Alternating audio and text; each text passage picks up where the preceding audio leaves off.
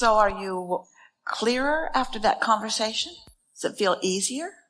Do you believe in your own ability to discern your own guidance? Did you know that you could say, inner being, I would like you to make it more obvious for me about my decisions. And your inner being is saying, okay, you choose what you want. And you could say, twitch my eye if you're enthusiastic about it. Then when you get an eye twitch, are you going to trust that? You could say, give me a little flash in the back of my eye. And when you get it, trust it. Don't say, either my inner being's talking to me or I'm having a stroke. Do you follow us there? You get to establish your conversation with your inner being. Your inner being wants to cooperate with you, wants to give you guidance. We would really like it if your emotions would work, because your emotions are something that you've been trending forever.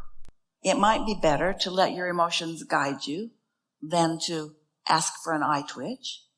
But Esther gets eye twitches every day because she says, I want this eye twitch to mean this. And when her eye twitches, she knows it means that. You see what I'm getting at? Ask for something that you can't do. Esther cannot twitch her eye. She can wrinkle her nose. She can stick out her tongue. She can wiggle her fingers. There's lots of things that she would question, but she cannot twitch her eye. So when her eye twitches, she knows she did not do it. We're encouraging you to utilize your guidance system more effectively. Show yourself that you have connection. Show yourself that you have guidance. Show yourself that your inner being is there, and then watch the results as you follow that guidance. It's easy. Takes a little trust, right?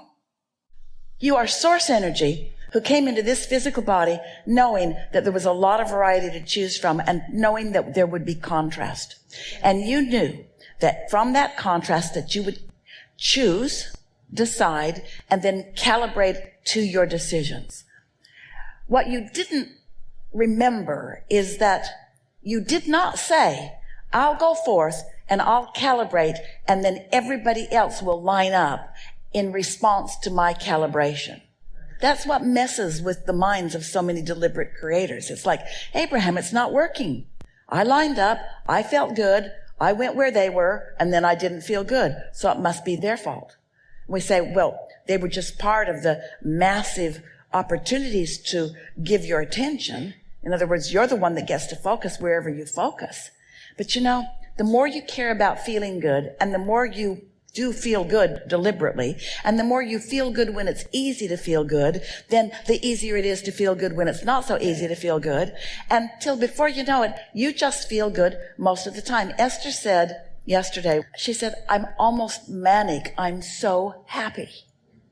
She could just feel. She could barely contain. You want to feel in love with life like that, but you don't always. Sometimes there's just a convergence of the perfect storm of happiness. The perfect day, all kinds of lovely memories, sitting across a table from lovely people, sitting there with your sister who you love more than life. The weather feels good. You're back doing what you love doing. In other words, the convergence of everything. Esther could not contain herself. And she might say, I want to always feel this way, but she's not going to always feel like that.